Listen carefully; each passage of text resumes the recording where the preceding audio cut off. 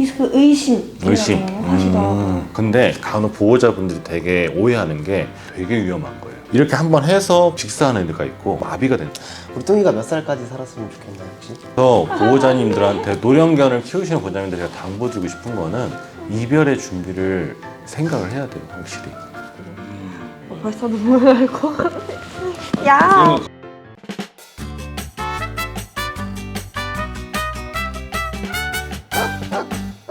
우리 뚱이는 그러면 나이가 아까 12살이라고 했잖아요. 그러면 혹시 우리 뚱이가 아픈 곳이 혹시 있지 않은지? 지금은 디스크. 디스크? 네. 허리 쪽 네. 병원 치료도 받아보셨나요, 그러면? 제가 잠깐 10분을 외출하고 집에 들어갔는데 네. 애가 웅크리고 몸을 떨고 잘 안 걸으려고 하고 그러는 거예요.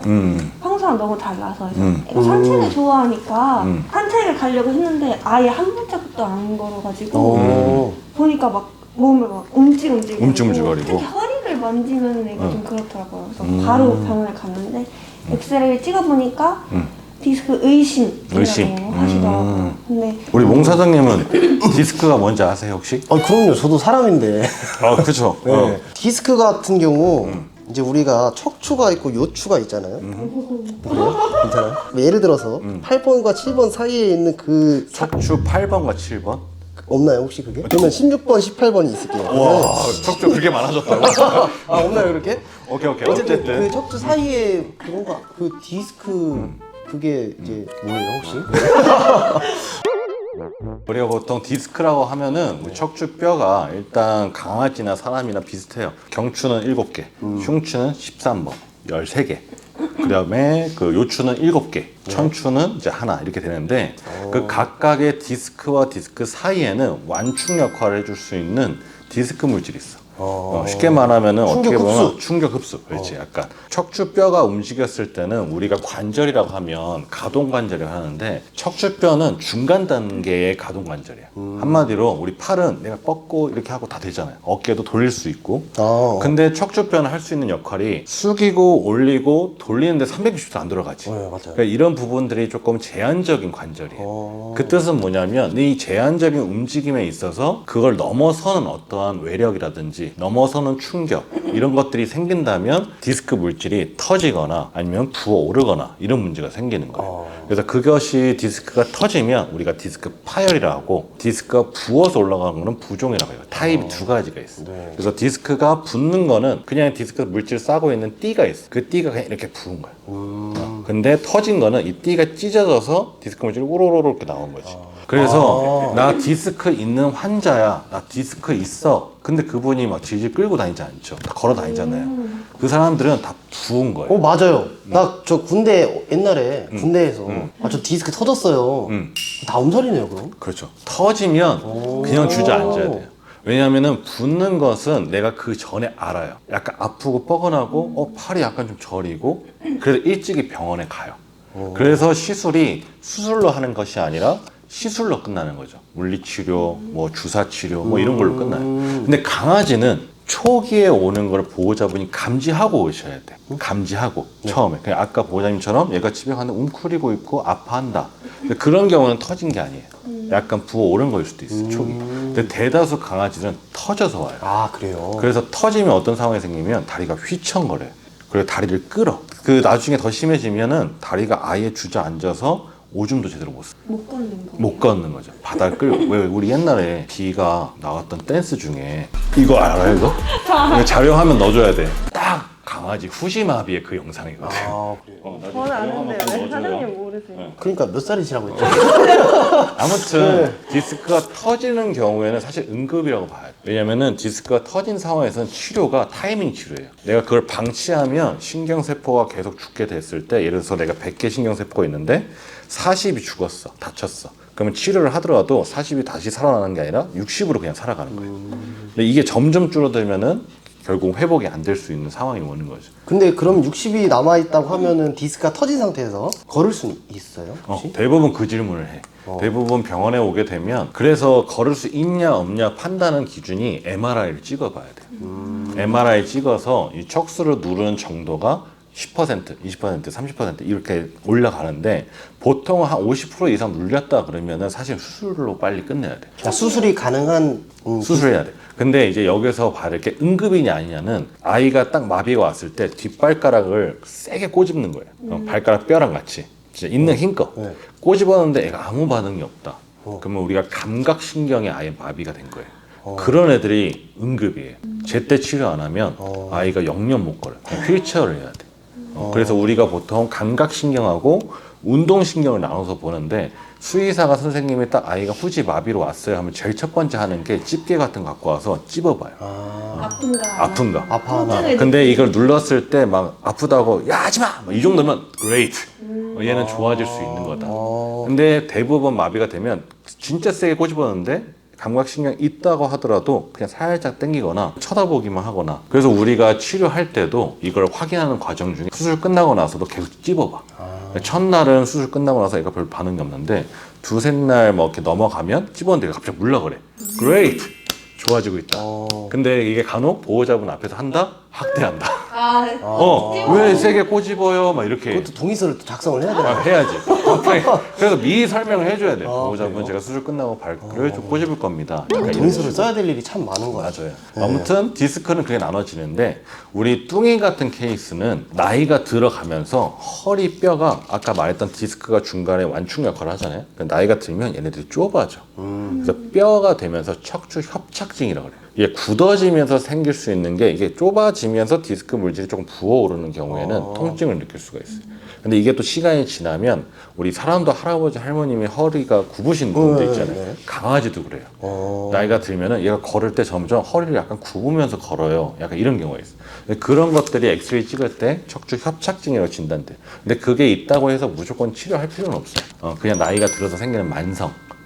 그럼 평상시에 이제 마사지라던가 뭐 찜질 이런 걸 자주 해줘야 온찜질 같은 건 도움이 돼요. 근데 간혹 보호자분들이 되게 오해하는 게 허리를 아프니까 내가 마사지 해주면 되겠지 하는데 되게 위험한 거예요. 왜냐면 엄청 아파하거든요. 그렇게 잘못했다가 애가 깽 하면서 또 한번 틀면 큰일 나죠. 그 순간 또 디스크가 더 터져 나가요. 그래서 간혹 보호자분들이 어제는 잘 걸었는데 오늘 아침에 갑자기 그냥 주저앉았다 이런 식으로 오는 경우가 되게 많아요. 맞아요. 사람들도 어깨 아프면 어깨 주물르고 막 그러면 그게 되게 좋지 않다고 그거 하더라고요. 알죠? 카이모프라틱인가? 약간 꽉 소리 나는 그 마사지. 네. 그거 요새 강아지도 하더라고. 어떤 왜 사람 이렇게 목 잡고 턱 들면은 따드득 소리 나면은 되게 시원하잖아요.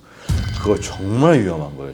강아지, 고양이 하는 거 보면은 수의사들이 좀 단체로 성명을 내줘야 되는데 이렇게 한번 해서 직사하는 애가 있고 그거 한번 잘못해서 마비가 된 사람. 그런 거는 이제 의학적인 부분들 정말 잘 따지면서 해야 된다. 이렇게 생각하시면 돼요. 우리 아이에게 뭐 미안했을 때가 있었나요 혹시? 사실 얘를 처음 데리고 온 것도 제가 학교 다닐 때 조금 힘들었을 때, 그러니까 심적으로. 남자친구 해줬어요? 집에 힘없이 오면은 얘가 항상 웃으면서 반겨줘요. 맞아. 엄청 꼬리 막 이렇게 흔들고 막 왜 이제 왔냐는 듯이. 맞아. 그래서 그럴 때 그 하루가 되게 위로가 되더라고요. 맞아. 그래서 약간 말없이 나를 좀 위로해주는 내 가장 가까운 친구 같은 그런 느낌을 많이 받았었어요. 정신적으로 좀 약간 유대감 느끼고. 그거 알죠? 강아지는 우리 주인이 전부야. 자기 일생에 자기만의 세계는 주인밖에 없어.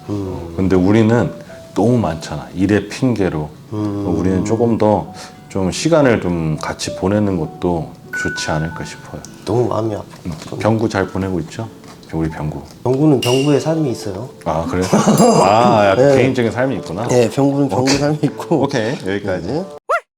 이게 우리 뚱이가 이제 12살인데 보호자분의 입장에서 노령견을 조금 건강하게 키우는 뭐 꿀팁이라던가 뭐 이런 게 좀 있을까요? 이게 뭐 병원에서 얘기하는 거랑 또 보호자들이 직접 또 키우는 거랑 다를 수가 있다고요. 따로 그런 건 없는 것 같아요. 그냥 최대한 스트레스 안 받게 해주고 내 욕심으로 뭔가 어딘가를 막 멀리 데려가려고 하지 않고 차 타는 거 자체가 스트레스인 애들이 되게 많아서 저도 어딘 가고 싶은 데는 많은데 얘가 차 타는 거를 그닥 좋아하진 않아서 그냥 좋아하는 공간, 그냥 좋아하는 사람들이랑 보내는 편이고 영양제 같은 거 오메가3, 유산균 이런 거는 꼭 잘 챙겨주고. 네. 그리고 주기적인 건강검진. 아, 건강검진. 네.